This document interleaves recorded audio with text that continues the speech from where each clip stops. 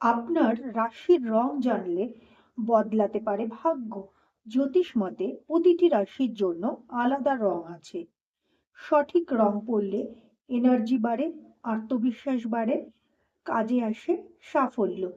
চলুন দেখে নেওয়া যাক রাশি অনুযায়ী আপনার লাকি কালার।